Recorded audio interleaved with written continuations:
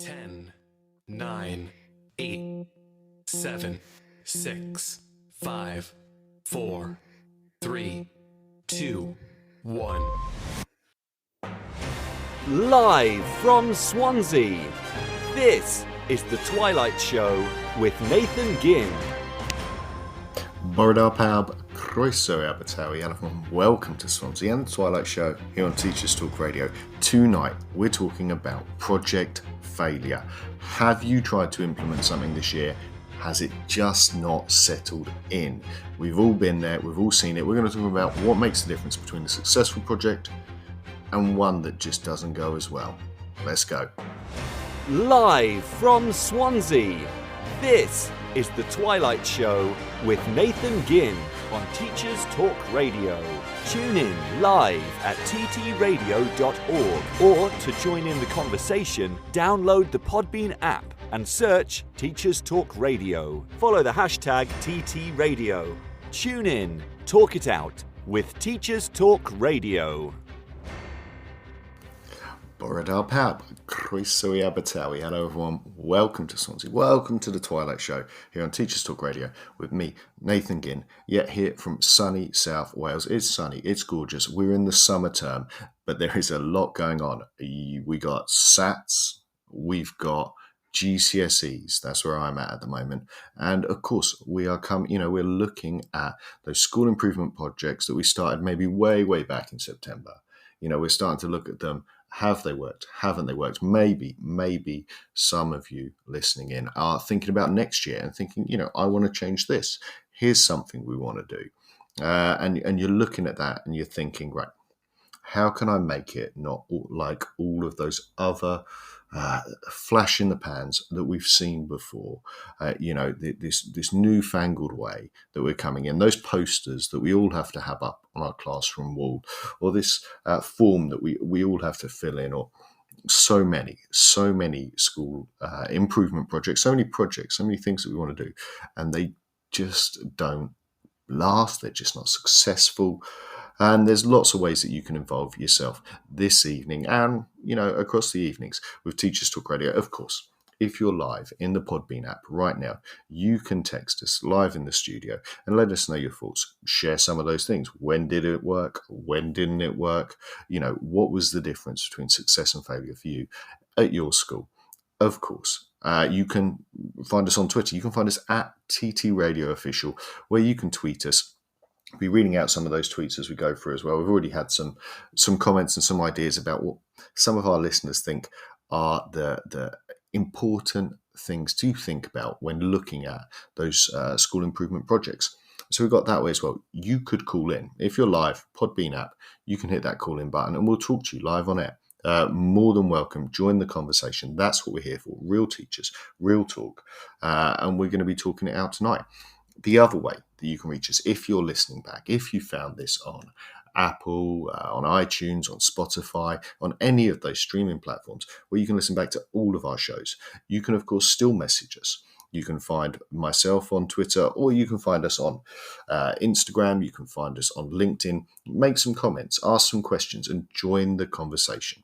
That is what we're here for. Now, as I say, I titled the show Project Failure, and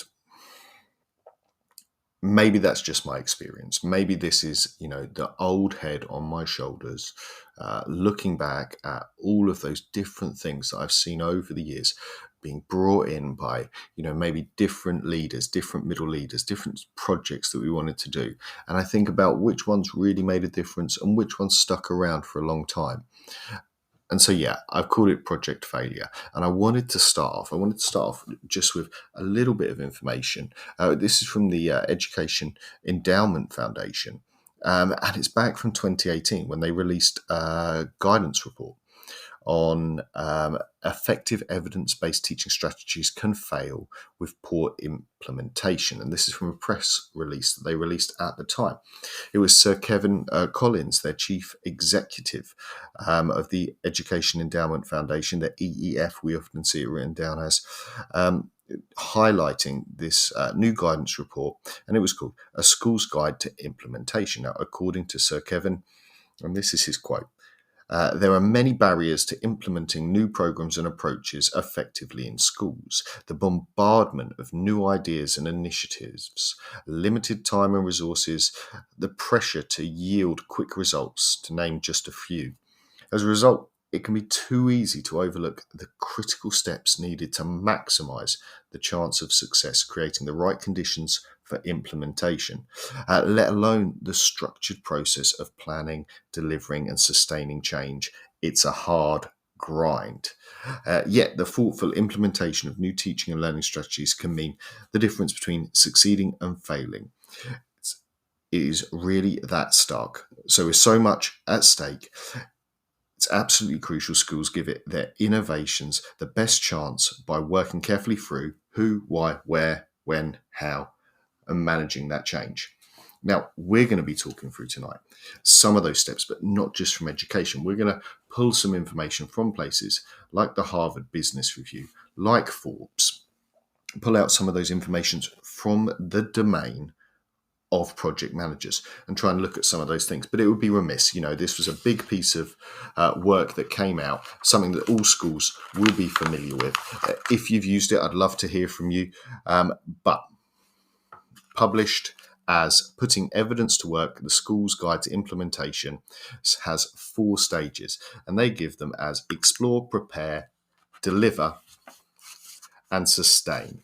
Now, as I run through those, and we'll reflect on some of those things and where perhaps we've seen them gone wrong in the past, particularly in education. As I say, myself, if I was to look at the percentages, certainly for me, more initiatives have failed than been successful, and that includes ones led by myself. I should say, I'm not placing the blame elsewhere, but certainly, it was really hard to get right. So, in their explore section, they suggest specify a tight area of focus for improvement, determine a program of activity based on existing evidence of what has and hasn't worked before, and examine the fit, feasibility, and possible interventions for the school context. Make an adoption decision. Now, that's really interesting for me, and I think we're going to come back to over and over again the fit and feasibility of possible interventions when we talk about them for schools. How many times have you heard something being introduced because someone saw it at another school, or had something tried to be implemented at your place of work because it was considered best practice from somewhere else, from an advisor, a different area, something that someone's read in a book? That's the done thing to do. It's the latest fad, the latest craze. And I've seen that many times. So I'm really interested to hear people's thoughts on that part particularly. But yeah, so we start off, they suggest, by exploring and putting that groundwork in to look at what we need to do. Their next area of their 4 stages is to prepare. And they suggest we develop a clear, logical, well-specified implementation plan. We specify the active ingredients of the intervention clearly, and we develop a targeted, multi-stranded package of implementation strategies. We define the clear implementation outcomes and monitor them using robust, pragmatic measures. And then we thoroughly assess the degree to which the school is ready to implement the innovation. Once we're ready, we create a shared understanding with appropriate support and incentives, and we introduce the skills and knowledge and strategies with explicit upfront training. And then we make sure that there is an implementation infrastructure. Now, this whole section here, the first section, I'm sure I've seen that. This second section, I'm less sure. I'd love to hear your thoughts. But for me, when we think about that kind of element of, do we have the structures in place? Do we have the things in place in school to actually implement what we're going to say? It's very easy to come up with ideas. We're going to improve uniform, but the how, the why, do we have the staff available at break times, at registration, to be able to deal with those problems? There's a real tough question there for schools to ask is, are they really ready to do the thing they want to do? Do they have the capacity? So that's where the EEF puts it. Of course, their third one is to deliver.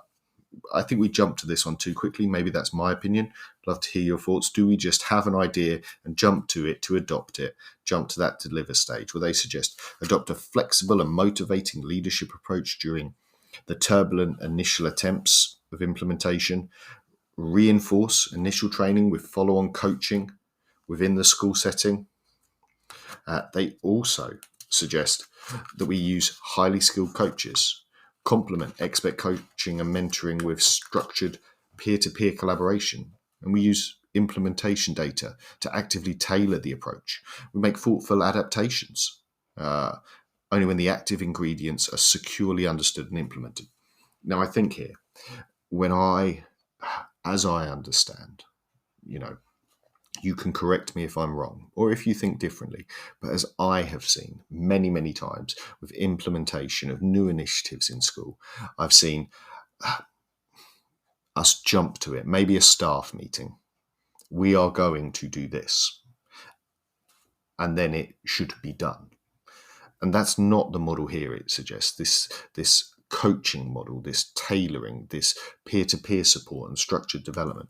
I'd be really interested if people are using this, because my experience as we go through, my experience is that we have the idea that we want to do something. We have a project we want to do, whether that be we want everyone to write the date in the books, or whether it be we want to have everyone mark in a different coloured pen, whether it be that we want to address an issue around uniform. We have the idea, and that idea is incepted in the leadership team normally. And then we decide that we're going to do it. And then we communicate that message through a staff meeting, maybe labelled a staff training, maybe a number of sessions, but certainly not a significant amount of coaching have I seen, or peer-to-peer collaboration have I seen through that. We decide we're going to do it. We say that it's going to happen. We expect it done. And then we don't have something that is embedded.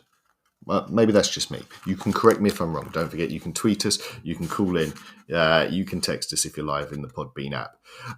Don't be too cruel with me. Maybe it's just my experience. The last part in the EEF guidance, when they talk about these four things, is sustain.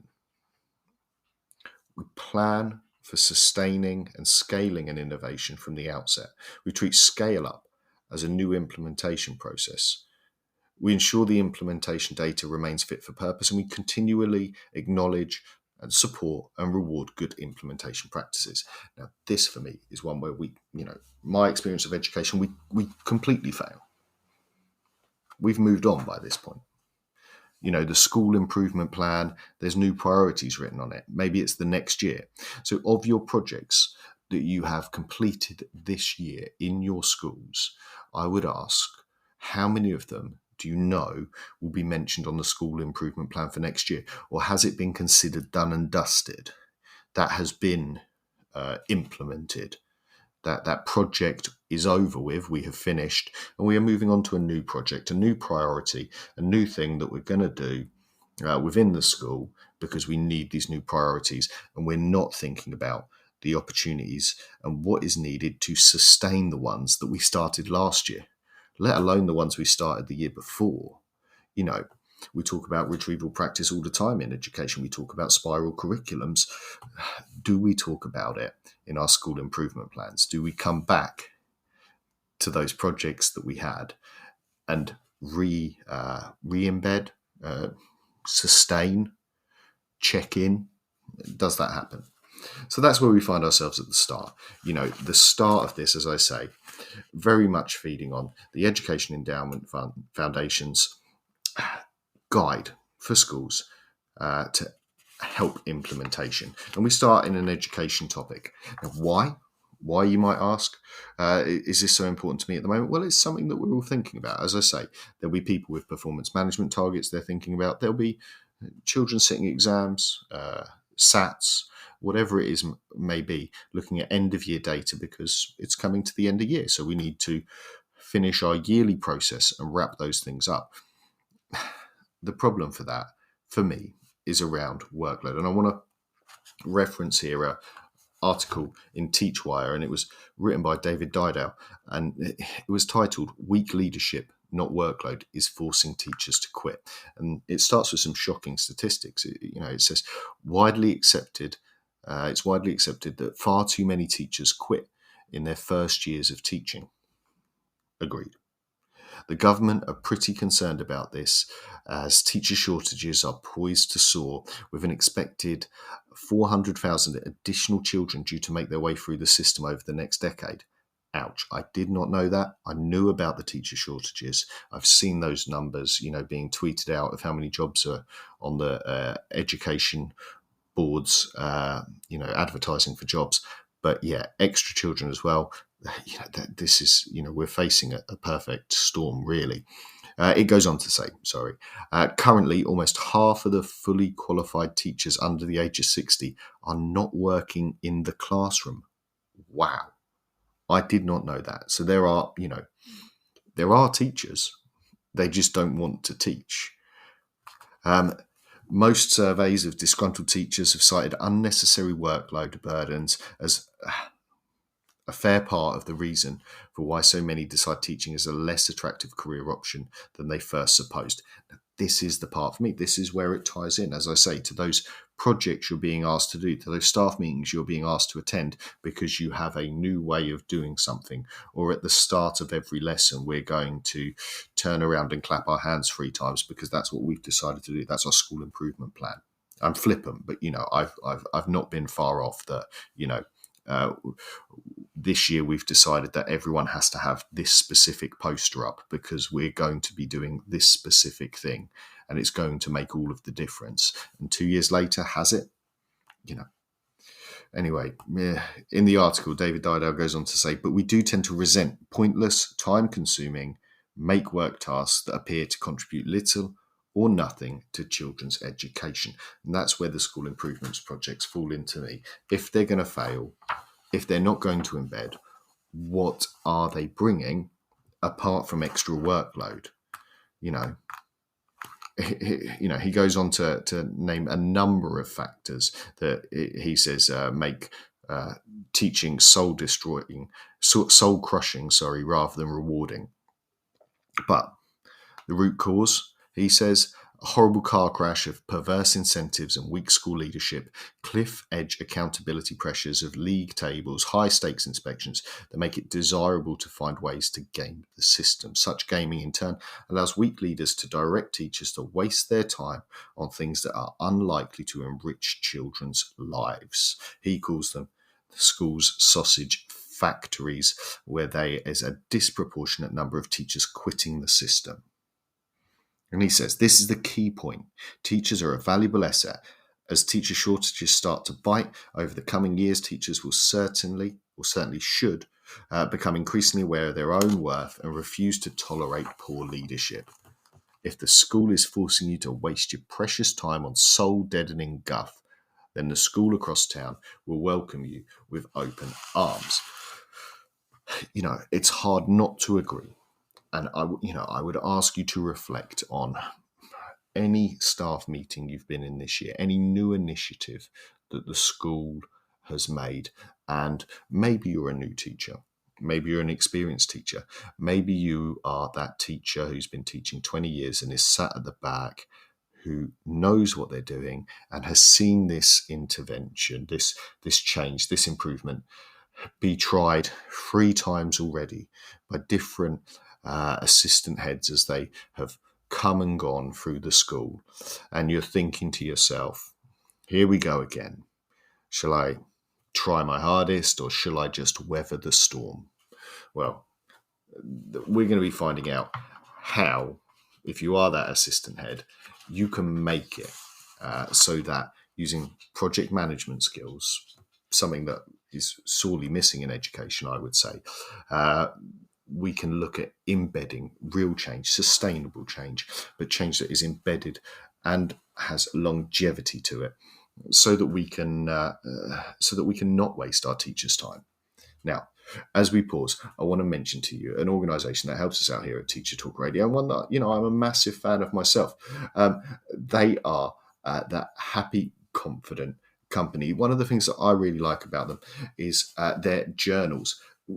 I love this, this reflection.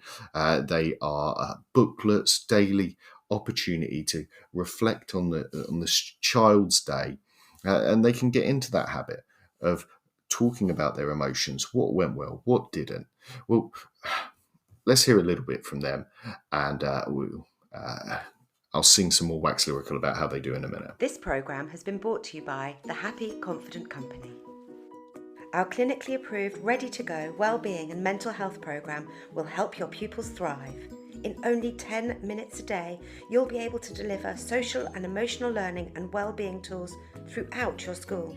To find out more, visit us at www.happyconfident.com. Live from Swansea, this is the Twilight Show with Nathan Gynn on Teachers Talk Radio. Tune in live at ttradio.org, or to join in the conversation, download the Podbean app and search Teachers Talk Radio. Follow the hashtag TTRadio. Tune in, talk it out with Teachers Talk Radio. Hello and welcome to Swansea. You find us here on this sunny evening talking about school improvement projects and why projects fail. We're looking a little bit, as I say, we've started off talking about the Education Endowment Foundation. We've talked a little bit about that, what feels like pointless workload, and we heard a little bit from David Didale's article there talking about how demoralizing that can make teaching when, particularly, and I reflect, on the teachers who are maybe long in the tooth and have seen this same project tried to be introduced 3 or 4 times over their career, and they're thinking, is it worth the effort? It never stays around for long. All of those things. Well, if we want to make educational change, we should do. And it was great there to hear from that Happy Confident Company. As I say, we'll hear more from them later on in the show, but some wonderful things. And I would advise, go visit them at happyconfident.com. As I say, their journals, I'm a big fan of. So back to the point at hand. And if you are listening live in Podbean, don't forget you can text us in through the Podbean app and share your thoughts on when projects have worked well and when they haven't. Of course, you can call in too if you have comments and you want to share them live on air. Hit that call in button and join us there. But if you're on Twitter, tweet us at TT Radio Official. So I said we'd look into the world of business, see what we can learn from there, because as I say, from my teacher training, from a lot of teacher training, I think the elements of leadership, the elements of school improvement, they don't get a lot of time. Rightly so, maybe we're focused on teaching, but more and more, as I talk to people about their performance development targets, people are given a project, particularly in primary schools. You might be very early on in your career expected to lead a subject, expected to have some kind of project and improvement, with very little support or training behind that about what they do. Now, this first article we're talking about comes from Forbes magazine. It's from 2022, and they give 10 essential project management skills. They suggest that some people naturally possess project management skills. I disagree. I think everything can be learned, but we're going to go through. They do separate them into hard skills, what they call hard skills, and soft skills. We'll talk about which one of these we think apply to teachers and which ones we possibly already have as we come through. One of the ones, the first one they talk about within their section of hard skills, is risk management, the process of making conscious decisions to maximize the upsides and minimize the downsides of actions in your business is known as risk management. Now, do we do this with our school improvement projects? They say you should understand your company's or department's risk tolerance. Do you have a budget dedicated to experimentation, or does every project need to yield a profit? I think that's something we need to recognize within education as well. There are some things that we do that we think maybe have to work. I think the idea that there may be some failure, are we going to try something? Is it experimentation, or is it something we want to work? That's something that I don't think gets talked about. Correct me if I'm wrong. If your school, when you start something new, thinks about both the upsides and the downsides of the new project being taken on, then I may be wrong. But for me, I would say in education, risk management of new projects is non-existent in my experience. As I say, I may be wrong. I think we look at the positives, we tend to look at what we think the benefits are going to be, and we don't necessarily look at the potential downsides. And that is a hard skill that they suggest of their 10. And I would say it's lacking in education, risk management. Now, their second one that they talk about is cost management. You'll either receive a budget for a project or be tasked with presenting a cost estimate for decision makers to approve. Cost management is what they talk about, one of the triple constraints of project management triangle. It's an important thing in business. Do we think about it with school improvement projects? Again, and correct me if I'm wrong, I would say we don't. And I would say it falls under an umbrella of schools forgetting that staff time has an opportunity cost. Staff time has a cost. If your staff meetings, and I would ask you to reflect on this, if your staff meetings at your school were being paid out of an overtime budget rather than being needed to be mapped out in the year, would you have every one of those staff meetings? And I think we forget that. I think we also forget cost management in a number of areas around resources, particularly in primary schools. We assume that the stock cupboard is always full. There is always laminating pouches there. There is always photocopying available. When you last ran a school improvement project, was it costed out? And if it was costed out, I'm going to hazard a guess. I would be really surprised if there's anyone listening who, when it was costed out, staff time in wages and staff time in planning as well, and the meetings that you've had to do it, was factored into that cost. I'd be surprised. So risk management, cost management, I'm saying that we do those things badly in education. And Forbes are saying they're incredibly important when thinking about project management in business. Why not in education? And I'll leave that one hanging in the air. Number 3 for them is reading and writing. Now, I would hope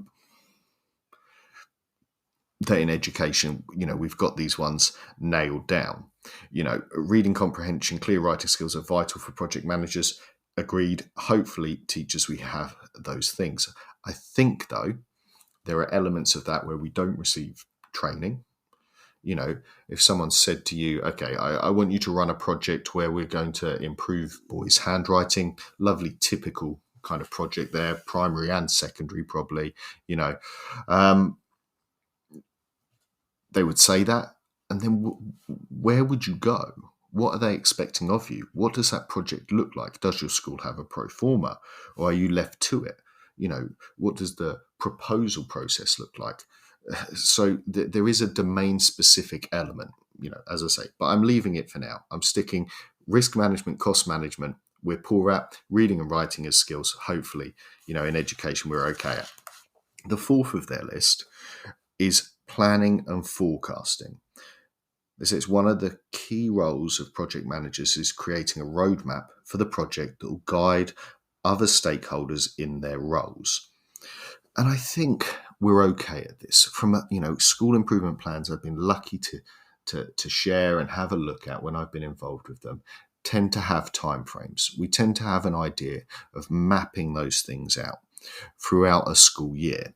As I said earlier, in the first part of the show, I think we forget sometimes that these things need to be over a longer period of time because we need to go back to them year on year. I think we tend to stick to maybe, a 1-year school improvement priority format. But, I think planning, maybe this is, from our time planning lessons, I think planning and forecasting somewhat teachers are okay on. And of the 5th hard skills that they have, and feel free, as I say, if you're listening live, shoot me down, or if you're listening back on iTunes, on Amazon, wherever you get your Podbean, your podcasts, on the Podbean app as well, incidentally. But if I've said something you disagree with, if I've said something you agree with, tweet us at TT Radio Official and join the conversation. Now, we move into what they call their soft skills. They talk about leadership. Now, I think leadership is fine in leadership roles, and assistant heads and deputy heads and heads will get support in leadership. My only question for that is, as we've funneled the projects down to class teachers, and I say particularly in primary, I think this is the case, where we're asking classroom teachers to spearhead projects as part of their role, as part of their performance development. Have we given them the support and training in what that leadership looks like? I think we assume it a lot in education, that because you can lead a class, you in some way can lead a staff meeting, can lead a project. They are not the same thing. It's a tough role, a project manager.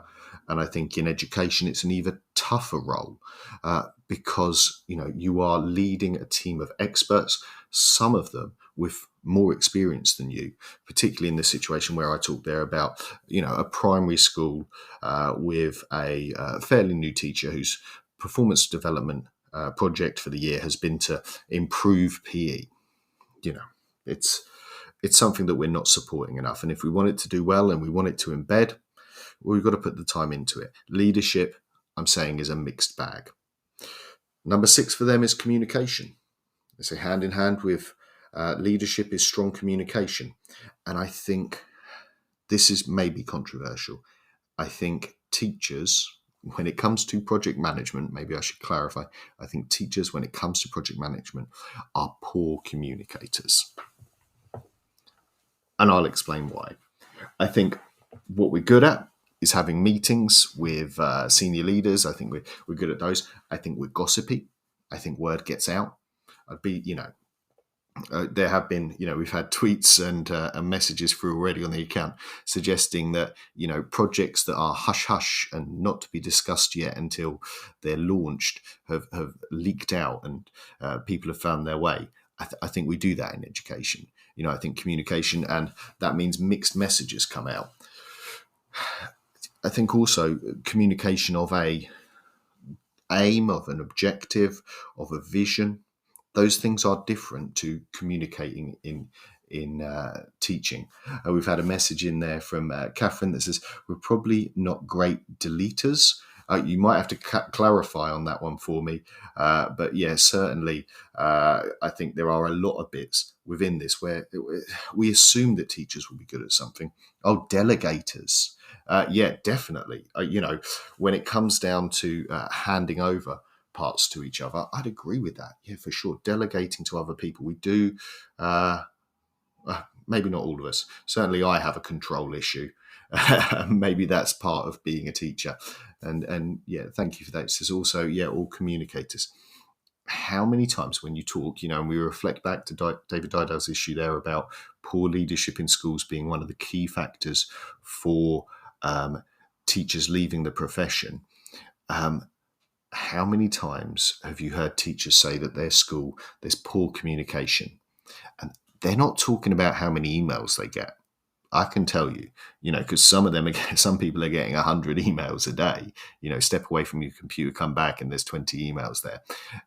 They're talking about the clarity, and the point of contact, and the purpose of what they're doing, and how that's communicated, and knowing that you're involved. I think communication is a big issue there. So strangely, I'm saying teachers, poor communicators. Number 7 on their list is time management. Now, I'm not laying this one at the feet of teachers. I think teachers are pretty good at using their time effectively, but I'd say, we're working through Forbes' list of 10 project management skills. Most of them, I'm saying, we're not great at as teachers. Not all of you, I'm sure, before the comments come in, I'm sure there are some of us, who have some of these things nailed down. Generally, there's parts here where I have seen from my experience as a teacher and as a leader that these things have been weak. But yet time management, I would say we're good at juggling multiple deadlines, constraints, calmly, consistently managing that complex timeline that we're working through in the day. But I will say it's just time we're bad at. I don't think, I think too often we can be given a new project in education or people can can expect too much from not enough time. We can underestimate the amount of time that a new project's going to take. Say, right, okay, I want you to improve reading for girls. Okay, in the school, say, I'm plucking project management targets out of the air at this moment. I want to improve reading for girls. You're going to get half an afternoon every half term. Off you go. That's not enough. Even with the best time management in the world, I think some of us are going to really struggle with that. So I'm saying time management, not entirely at the teacher's feet, but time is a problem for embedding projects at school level. I'm going to say that out there. We're on to number 8 of the Forbes list of project management skills as I rate them and rank them with your help as whether teachers, on a whole, have these skills or not. And the next one that we have here is patience. Being at the centre of multiple teams attempting to work together towards a common goal can be rewarding and it can be frustrating. Now, I'm not sure whether I would term this as patience, but certainly I think the complexity of working with lots of different teams within a school and at a secondary level, certainly. I think those pulling, the pastoral team wanting this, I think the subject team wanting that. Maybe you're working across subjects in multiple departments, if you're teaching outside your specialism. I think working with all of those different parts, and then maybe when something doesn't work as it should, or God forbid, we've all complained about someone perceivably not pulling their weight, or not doing the same, and it causing you problems. I think those frustrations appear all of the time in education. It's a big workplace, complex, lots of human beings. I mean, let alone the 30 that are coming in and out of your classroom, every hour to be taught. That complexity and those frustrations are bound to be there. And when it comes from a project management point of view, you're implementing a new thing at the school, whether that be how we enter the classroom, how we hand out the books. I don't know. There's so many different things that people try and embed. Those frustrations and how we manage them and how we address them have got to be important. Do we do it well as teachers, or do we just go to the staff room and maybe have a little bit of a mumbling mutter about other people? Do we do that well? I'm on the fence. I'm not sure we do. We move on, as I say, only a couple more to go. There's 10 from Forbes about how the skills you should need to be a project manager. Number 9 for them is adaptability. I swing back and forth with adaptability. Maybe that's my adaptable nature. But do we have the flexibility and adaptability within a project, and when managing a project, if it's constantly evolving, towards better efficiency, teamwork, communication? Do we do that well in schools? I don't know. I think no. I think we tend to fall into what we've always done. And my example for this, and you can shoot me down, of course, if you want to text in live in the studio here, or if you want to call in and say that I'm completely on the wrong bolt here. My example for that was in England a little while ago now, maybe 10 years ago. We did a thing where we got rid of levels. At primary school age, we said we're not going to grade children by levels. And what every school immediately did was introduce its own version of levels and just call them something different. And in this wonderful world where there would be no levels, they weren't levels, but they were, because we just called them something different. And so I think, there's a famous saying, everything's a nail to a hammer. I think we fall into that trap a lot in education. We have one method of doing things, and that's the way we do it. And we might rename it. We might rebrand it.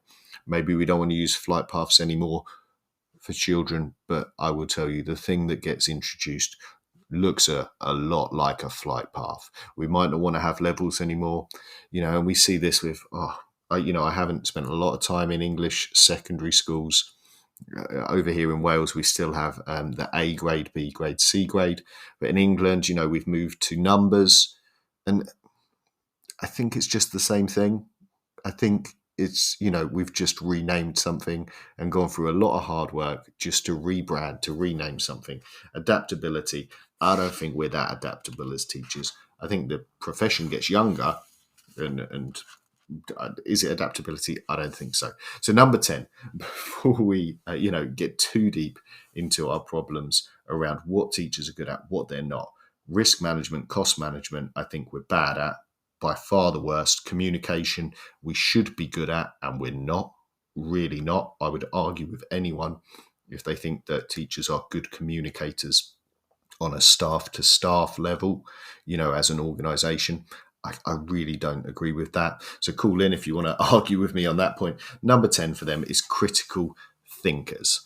And I think on this one, I have to say, we swing between the two. I think we have either overly critical thinkers, and I'm including myself here as that old curmudgeon in the back of the staff room, 20 years plus teaching, and you're sat there, heard this all before, I'm one of those people who, well, unless they email me 3 times about it, I'm not going to do it. Those we got overly critical at one end, and then down at the other end, hyper enthusiastic. Maybe the person whose project it is that they're introducing who can't see the downsides. I'm not sure we meet in the middle very well, and that critical thinking that we need for new projects of, okay, there will be problems, and it's important that we look at those problems and find them before we run into them. And so I think critical thinking is something where we do need to work on as in the realms of project management as a school, because I know many times, there have been situations where a new project has been suggested and someone has, asked a question, pointed out a flaw, whatever you want to call it, played devil's advocate, however we turn them in that. And it's been taken personally, or it's been taken as umbrage, or it's been looked on that person is undermining or doesn't want to do the new thing, when in fact, actually, that element of project management, of looking for the problems, looking for the negatives, is part of risk management, as well as the positives, is something that we need to do more on. We're going to park the Forbes things that they want. They think a school, that they think a project manager outside of schools should do. When we come back, just after the news, I'm going to give you some facts about how many projects failed. It's a lot. In the business world, when we talk about projects, a lot fail. And that's one of the most surprising things for me when researching this show, is how many, when we look outside of school and we're beating ourselves up about saying, this thing on the school improvement plan didn't work out, or this project, that we were going to introduce, everyone has their own water bottle, or we were going to introduce new water fountains or single-sex toilets, or whatever it is we're introducing, it failed. When we come back after the news, I'm going to give you some of the facts about how many projects in the real world, we're in the real world, in the business world maybe, fail, and we will have a look at that and what that means for education. We just had a message in from Catherine there saying we're not always resilient or reflective around initiatives. I've got to agree with that. I think they become our baby, maybe. They become our baby, and it's precious to us, and any insult to the project is an insult to me. And, as I always say, the problem with teaching is you are a teacher, you're not working as a teacher, and instantly it becomes really personal then, because it's you, it's your being that's being attacked or suggested has a flaw to it. We'll see you on the other side of the news, where we'll continue this conversation about school improvement projects and project failure. See you in a minute. This programme has been brought to you by the Happy Confident Company. Our clinically approved, ready-to-go wellbeing and mental health programme will help your pupils thrive. In only 10 minutes a day, you'll be able to deliver social and emotional learning and wellbeing tools throughout your school. To find out more, visit us at www.happyconfident.com. This is Teachers Talk Radio, and this is Teachers Talk Radio News.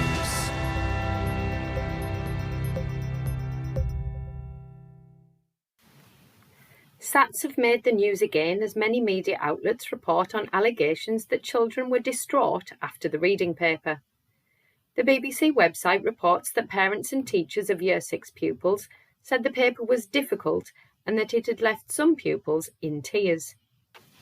In response to concerns, the Department for Education said it worked to ensure that all tests are appropriate. Whilst some parents took to social media to highlight concerns, a few also acknowledged that the tests might be good in a way to have some kind of tests before GCSE, but the schools in general are under too much pressure to perform well. Copies of the test paper cannot be published until all pupils in Year 6 have had the chance to take it. Sarah Hannafin, Head of Policy for the National Association of Head Teachers, said the union was very concerned about the paper and it would be raising concerns with the Standards and Testing Agency. In Scotland, Edinburgh University students have criticised the institution's response to a marking boycott. According to BBC News, students fear their work will not be read as the university plans to continue awarding degrees without necessary expertise to cope with the UK-wide industrial action. The marking boycott is part of the latest phase of industrial action by members of the University and College Union at 145 institutions across the UK.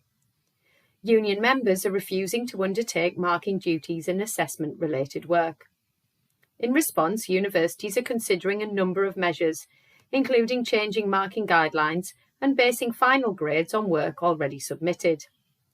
Many students have expressed sympathy towards staff, but also frustration that industrial action has had little impact on anyone but students, as universities have not reopened negotiations. The University of Edinburgh said it has robust measures in place to reduce the impact of industrial action, and that work, including dissertations, would be read. Schools Week comment on teacher burnout after a report from Wellbeing Service Education Support shows a quarter of leaders, teachers and support staff said additional responsibilities were adding on average 4 to 6 hours to their working week. 15% of staff said they were spending an extra 7 to 10 hours supporting pupils. The collapse in support services feeding into schools, including creaking mental health support and overwhelmed SEND services, has left schools and their staff struggling to cope. Jeff Barton, General Secretary of School Leaders Union ASCL, said schools had become the de facto and unofficial branch of social and healthcare services, but that a lack of training, resources or capacity was putting staff under considerable workload stress. The most common additional responsibilities included offering pupils and colleagues emotional support and dealing with difficult pupil behaviour. More than 1/4 of staff surveyed said they had prepared food for pupils who didn't have any, and 41% said they had purchased supplies such as pens, paper and school bags. In the same YouGov survey, 2/3 of school staff said public bodies such as CAMS and social services had been unable to offer pupils support. Further details of the findings can be found on the Schools Week website. The Guardian reported on a proposal to recruit school leavers into healthcare service apprenticeships, which would allow tens of thousands of doctors and nurses to train on the job. The NHS workforce plan could see up to 1 in 10 doctors and 1/3 of student nurses trained through this vocational path in coming years. The alternative route would circumvent the standard undergraduate or graduate route. The plans have been met with criticism by unions, but Amanda Pritchard, Chief Executive of NHS England, has been speaking to pupils at a North East comprehensive school, where she encouraged pupils to earn while they learn, and highlighted the 350 different roles available within the NHS.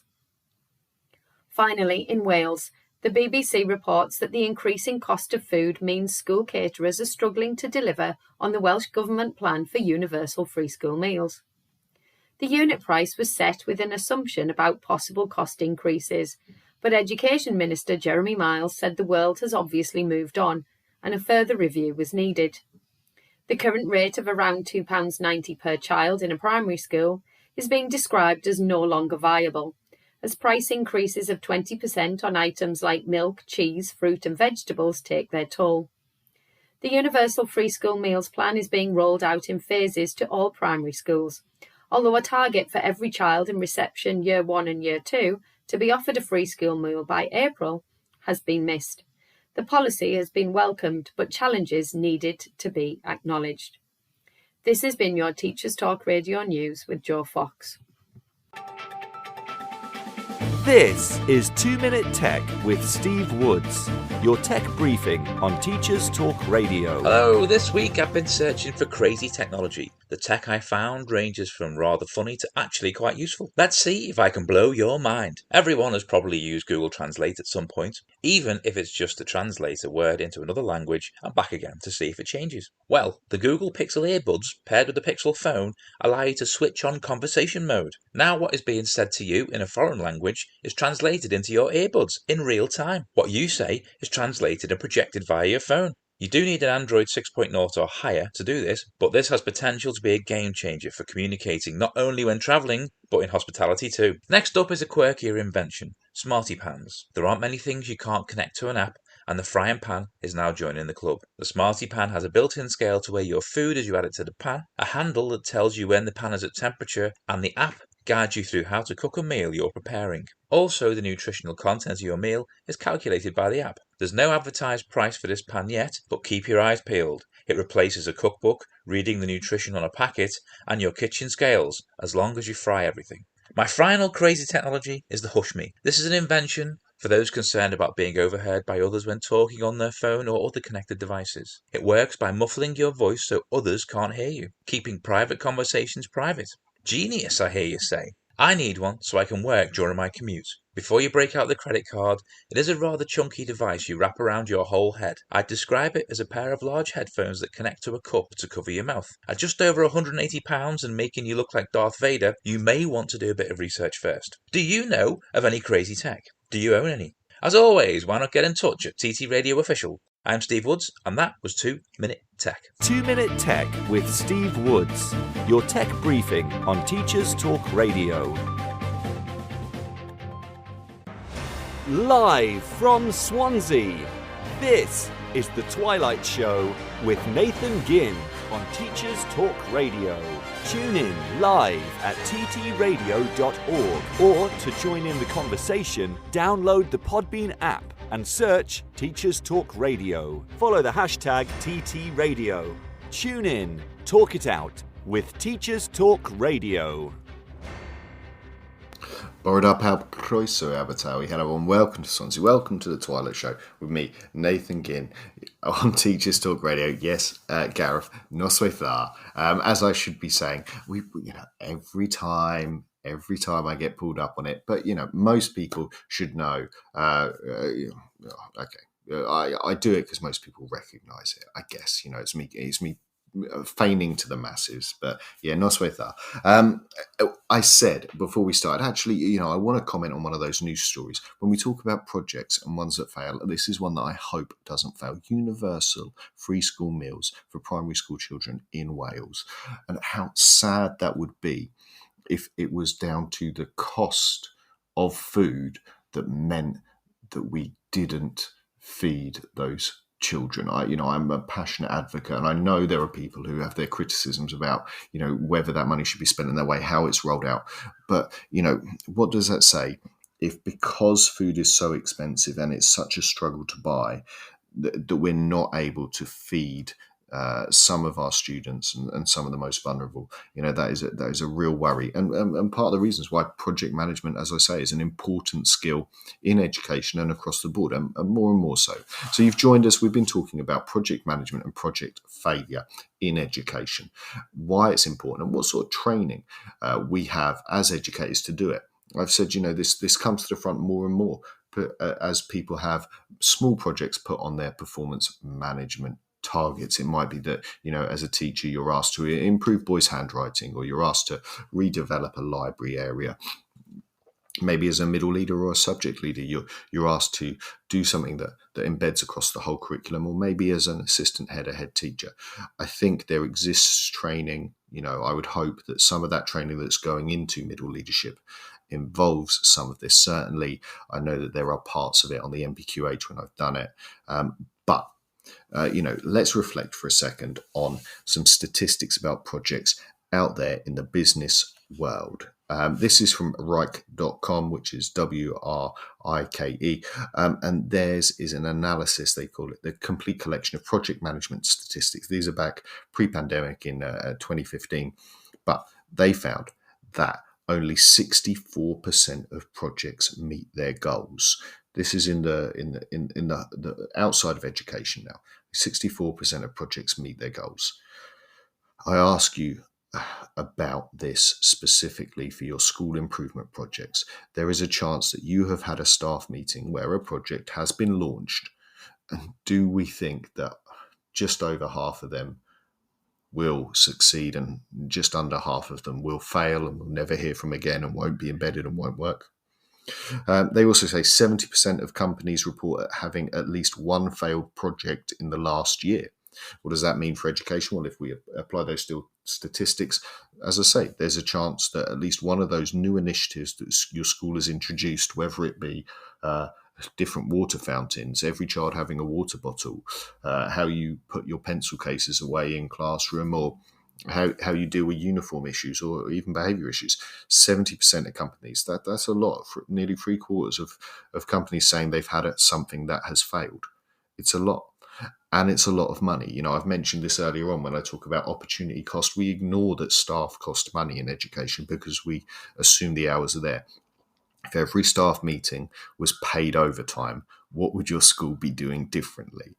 If every new project that you had to introduce of changing the colours of your pens was costed out with staff hours as well, what would you be doing differently? They say that organisations lose $109 million every year from every $1 billion invested in new projects and programs. That's about 10%. You're losing about 10% of your money when you start doing projects and programs through failure, through mismanagement, I will call it, but lack of cost and risk management.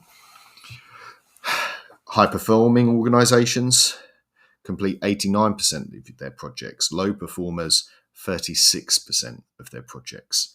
This success rate, when if we're applying this to schools, no wonder there is that teacher at the back of the staff room during a staff meeting who's been a teacher 20 years and has seen it all come and go. And so this year we have to have this poster up on our classroom door, but it won't last long. Maybe that's you, maybe it's not. Maybe that's part of the problem and why we need to look at communication. They say the issues around why the most common causes of project failure. Changing priorities within an organisation, that's responsible for 40% of project failure.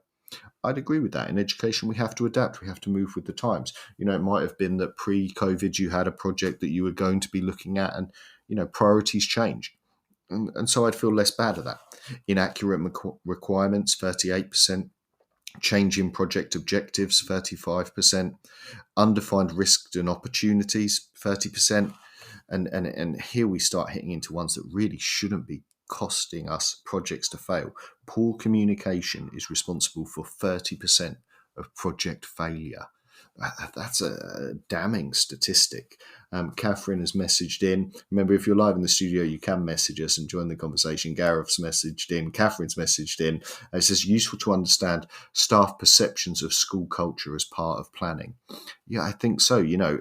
As part of that risk management strategy, as part of that pre-planning process and looking at how you're going to implement, if you know that staff are resistant to change, how are you going to deal with that change management? How are you going to win hearts and minds, for want of a better phrase, when implementing your new project? Or is it going to be like many school projects I've seen where somewhere in the leadership team, they've decided that they want something to happen, maybe because they've seen it at another school or heard it on a teacher talk radio show. They've said, we want to do this. We want to have a reading dog. We want to have all of our children line up in the playground. That's what we want to do. And so they've done a staff meeting on it and said, we want to have this thing. And that's been it. Well, and we wonder why these things fail. Gareth's messaging saying planning and staff buy-in is really important. I think as we move down Poor change management is responsible for 25% of project failure. Procrastination within the team is responsible for 13% of project failure. And so we have these kind of damning statistics of why projects fail in the real world, those ones. I think if we move on to education, when we think about them, and I will read out some of the messages we've had on Twitter about why projects fail or what it is we need to do.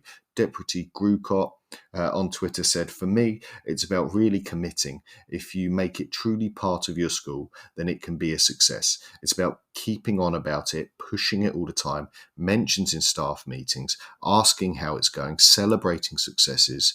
Only once it's embedded, let go of the reins." And I think, for me, I would say we think things are embedded too early. We think things of a bit like learning sometimes. We don't do that retrieval practice enough. We think because we've taught it, it's been learned. And with school improvement, we think because we've done a staff meeting on it, or it's been for a half term, people have been doing it, we think it's embedded, and really it's not. Let's look at some of our other listener comments that we've had. Adele Bates, a friend of the show, says, "When not all stakeholders are included in the planning stage of it." She says she supports schools with behaviour, zero sense in working on improvement without involving the dinner supervisors. Kids known for their behaviour, they always know implementation considerations that SLT can't. I think that, that's stakeholders, and at that level as well, who's it going to affect, and involving everyone. That's such a really valid point. Megs has messaged in saying a lack of accountability, support and challenge, good governance can be very effective. Woody Dannon has messaged in saying too much change, lack of monitoring, review and reflection, isn't responsive, and we move on without really embedding an idea, then deem it a failure. Too much change is a really important and interesting one.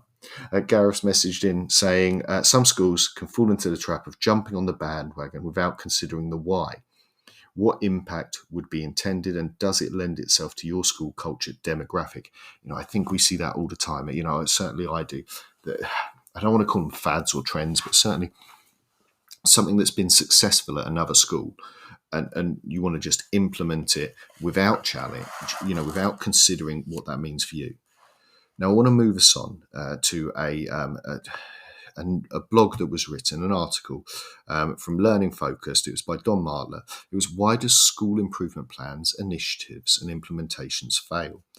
He starts off by saying, "Educators believe in the importance of learning from our mistakes and failures, and it isn't uncommon to hear conversations about how we should support and maybe even celebrate failures. But as educators, do we really embrace the same mindset for school improvement?" He says, "We must understand that we can make a sound decision and get a poor outcome, or vice versa. We can make a poor decision and get a good outcome. Therefore, we must be able to reflect on the outcomes from our decision making." So he talks about it as the fundamental attribution error. That's something that I think happens a lot. When we really unpick, we see something go well. He gives us 5 reasons why school improvements plans fail. And, I think these are definitely worth us reflecting on. Catherine's messaging saying, "If staff experience or perceive their professionalism as strongly linked to their experience, change can seem like a judgment of their professionalism." Yeah, I've seen that so many times, particularly, with maybe new leadership, or I don't want to say aggressive, maybe like, excited, someone who's passionate maybe about their thing. And they come in and say, we want to do it this way because it's better, or maybe, suggesting how you were doing it before wasn't good, or how you were doing it before was bad, and now I want to give you the way to do it good. That does feel, for me, that feels like a kind of personal attack, doesn't it? Our professionalism and our teaching is so personal to us. I think that's a really valid point. So first of these reasons, though, is good idea / bad bedfellows.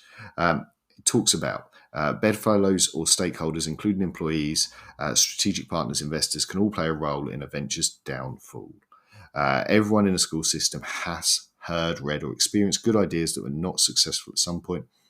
And this occurs because the relationship With it, a system can include bad bedfellows who change a good idea into a bad idea. If you think about a process of a good idea can start at any level within a school system and turn bad due to any level not buying into the initiative. And that's what we've heard from so many of our listeners tonight, that buy-in so important. And you know, I've talked before about lethal mutation, and part of that for me is the communication of what we're doing. If you know we're all going to have water bottles is your school improvement objective.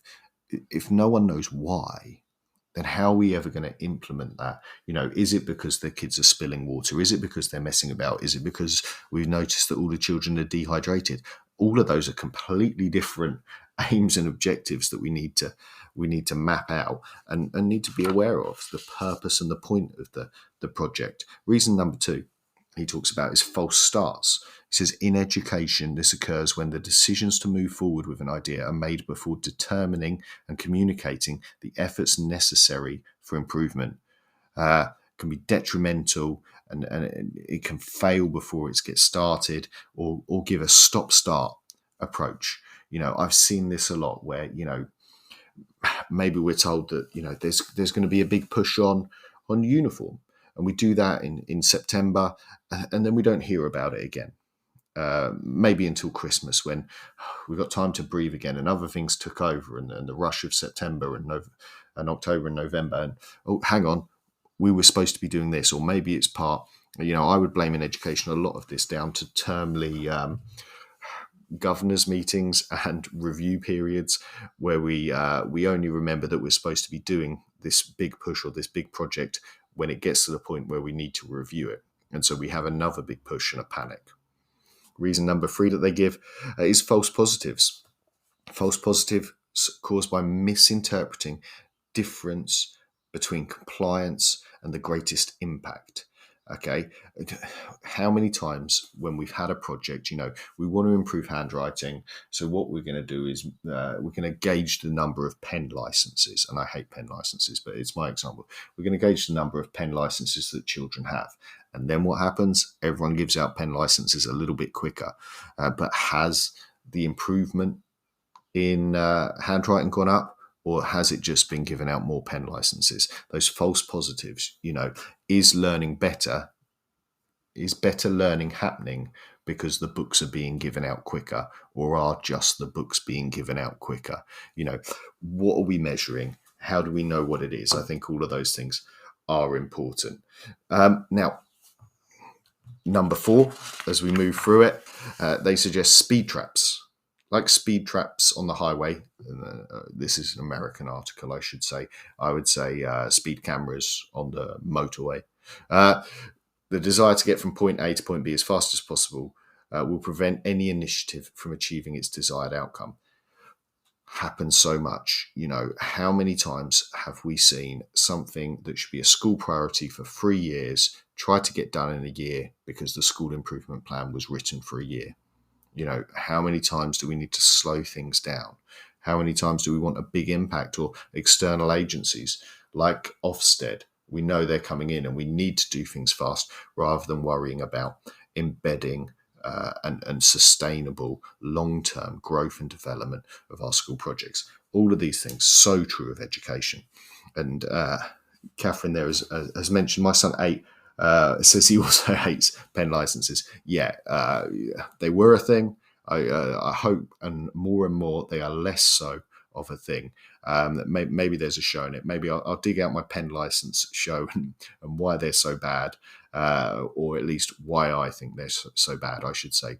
You know, I can't say for sure whether that's the views of Teachers Talk Radio as a whole, but certainly my view, personally, yeah, don't do it. Get rid of them. Right, the final one. Number 5, he shouted at you for mentioning him. Okay, I'll stop with it. I apologise to your son, Catherine, for bringing it up. Reason number 5 why projects fail says help wanted. This stumble occurs because improvement requires a deep understanding and commitment to manage the high expectations from the leaders spearheading the initiative. As a leader, your job's not necessary to have all of the answers, but to recognise that everyone must learn and grow to move forward. An obvious example of this is when a school improvement plan calls for some professional development. And during the professional development, the leaders in the building are either not present or don't participate in the day's activities. Their behaviour sends a clear message that it's not important to them. It's just important for you. And I hate to say I have seen this, where, something big is going to be launched or some external training is happening. And the head teacher maybe isn't in the room to hear the behaviour consultant talking about behaviour, or to hear the SEND advisor talking about the importance of SEND, and that message as it comes through. Now, for me, those things are things that happen, and we've heard, as I say, from some of our listeners about. Now, I'm going to give you the free reasons, the free solutions, from this article. Then at the very end of the show, we'll tie things back together by just touching back and talking about the Education Endowment Foundation and their advice and seeing how they match up. But the solutions given to deal with these school improvement, these project failures as we see them, are: solution 1, develop the why. Be clear why initiatives are important and how the school improvement team can help and why they're talking about it. Developing the why is such an important part of any project, particularly in schools, though, as I say, because of that lethal mutation, because of the mixed messages, because of the possible umbrage that people are taking when you're suggesting that things should be done better or should be done differently. Solution number 2 that they give is to identify a specific problem. Too many times, school improvement for me is focused on the outcome and the change. As I've said before, we want more water bottles without, developing that why and identifying specifically, okay, what is it about the water bottles that we want to achieve? Frequently we look, for school improvement to encompass multiple problems and makes sort of the decisions more difficult, because, we're going to improve reading scores. Well, what does that specifically look like? For who, where, and by when? Identifying a specific problem and a specific, solution to it is really important, which leads us on to number 3, which is define the criteria for success. It is no good saying we want to improve behaviour. It's too big, it's too broad, it's too bland. What exactly do we want to do? And then from that, you can start talking about, have we made a false start? Have we had a false positive? How well have we achieved our goals? And what do we need to adapt and change and tweak to make it successful? And, as we know, having a success criteria, having a scaffold there, helps us to understand the why, helps us to understand the specific problem. Now, before we hear from the Education Endowment Fund, I wanted to take you back just to talk about the Happy Confident Company.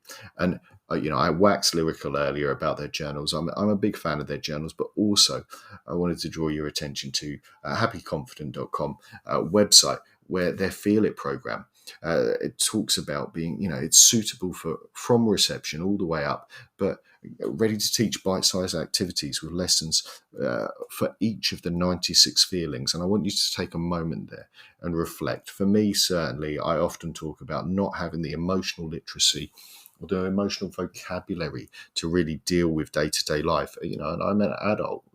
But I have suffered from that toxic masculinity of shutting myself down. And I don't want that for the children I teach, and I don't want that for my own children. And so a really interesting, well worthwhile thing to check out. And I want you just to hear from them. This programme has been brought to you by the Happy Confident Company. Our clinically approved, ready-to-go wellbeing and mental health programme will help your pupils thrive. In only 10 minutes a day, you'll be able to deliver social and emotional learning and wellbeing tools throughout your school. To find out more, visit us at www.happyconfident.com.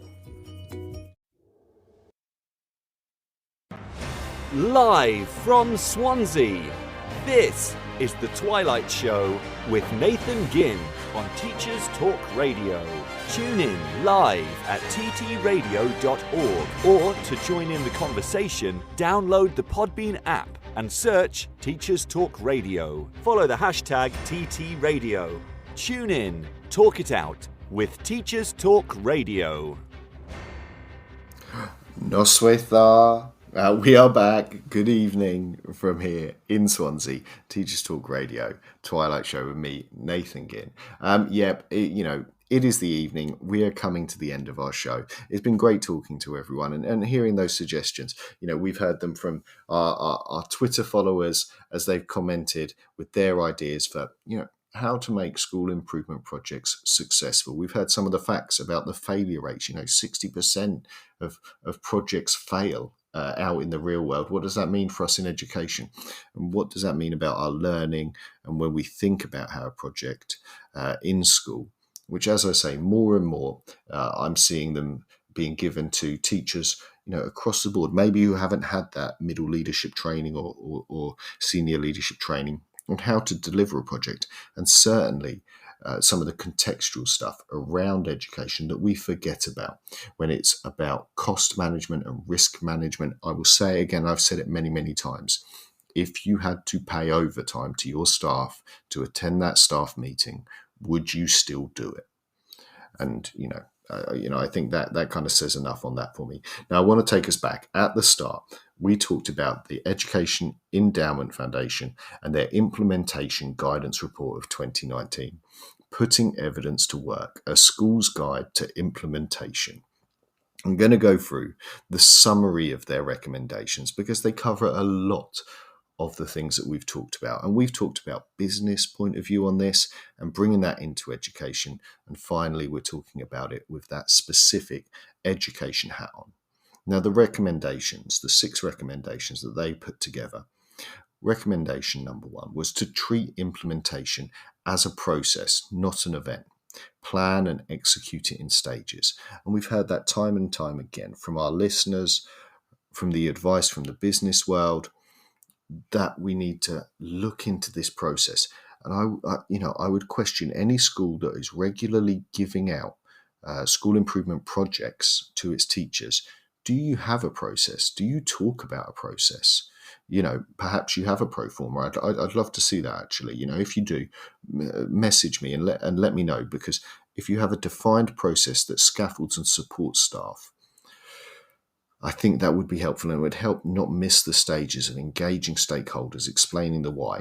And I think their choice of saying they're not an event, that very targets for me that idea of school improvement, of a decision has been made, we've done a staff meeting on it, we're moving on. It is something that is a process and needs to be happen in stages, and those stages need to be defined. Recommendation number 2 was to create a leadership environment and school climate that is conducive to good implementation. And I think we've talked about that this evening as well.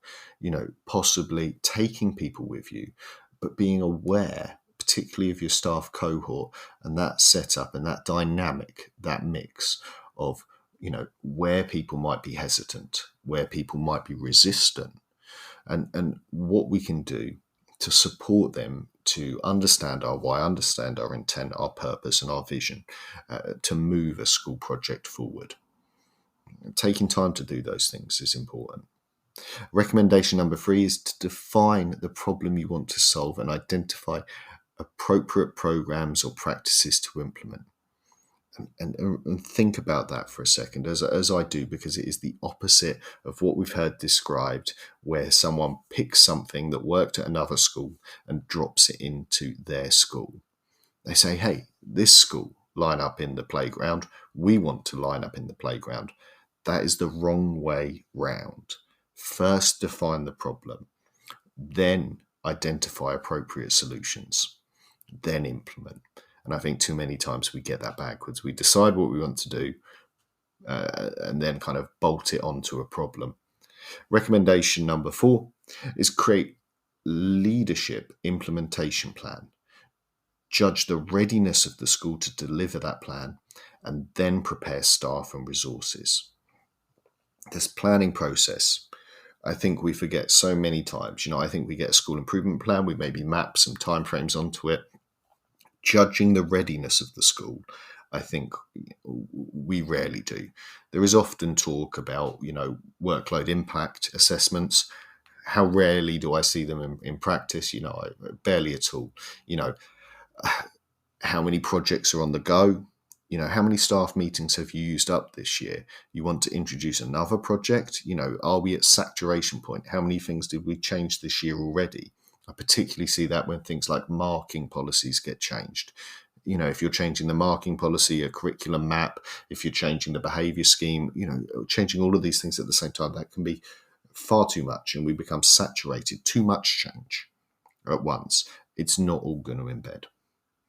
Recommendation number 5 is to support staff, monitor progress, solve problems, adapt strategies as the approach is used for the first time.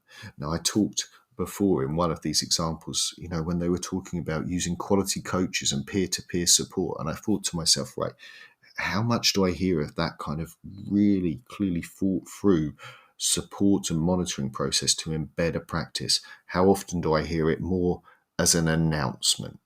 We're going to be doing this, a diktat. It's going to be this and it's going to be done. And then, we move on to something else. Is it supported? Is it monitored? Are any problems solved? What do they call it when building a house? Snagging.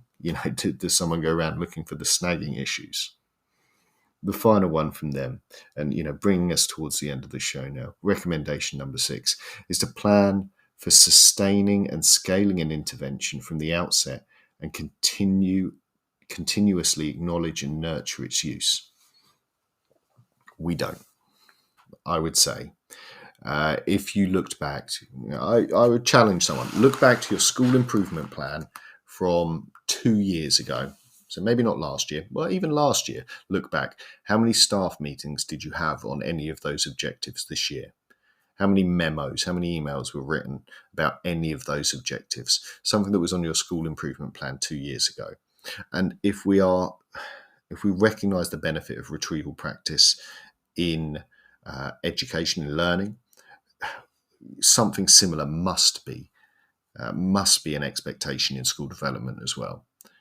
If you changed your behaviour policy 2 years ago, are you going back and checking in? Because some of your staff have been doing this 20 years and they've seen changes come and go. And that is my concern for education. And we talked at the start with David Dowdell's article saying that one of the problems, why something like 60% of teachers, people with a teaching qualification, aren't teaching at the moment. There's plenty of teachers out there, they just don't want to do it. Is workload, is bureaucracy, is pointless tasks that don't impact on the learning, that use up our time. As I say, I'll say it again because I've said it many times. If that staff meeting was paid as overtime, would you be doing it? Is it going to embed? And if it really is worthwhile, do it properly and give the extra time, give the extra meetings, give the extra support, the coaching, the reflection time, all of those things to embed it properly. Because if it's not, don't do it at all. Leave me alone. I don't need another change if it's not going to stick. If it's really worthwhile, give me the time to make that change. Otherwise, we're facing, when we look at the statistics, where around half of projects fail. If that's true of education as true as it is of the business world, that is a disappointing statistic for wasted staff time. Thank you for being with us tonight. Nostar, good evening, good night now from Swansea. Have a great rest of the week. We're coming to the weekend. It's sunshine now. I know there's exams going on. I know, SATs, Key Stage 2 hopefully have gone, but we've got other ones on the horizon. Maybe you're into Key Stage 1. Maybe you've passed them. I know we've got the phonics check. I know we've got the multiplication check. I'm in the middle of GCSEs. Lots going on at the moment. But the sun shines out, and hopefully for you, as it is for me, you're driving to school in the daylight and you're driving home in the daylight, and that's a good time to be a teacher. So, Nostar, good night. We'll see you all next time. Tune in, talk it out. You've been listening to Teachers Talk Radio. Tune in live and listen back at ttradio.org. We look forward to hearing from you next time on Teachers Talk Radio.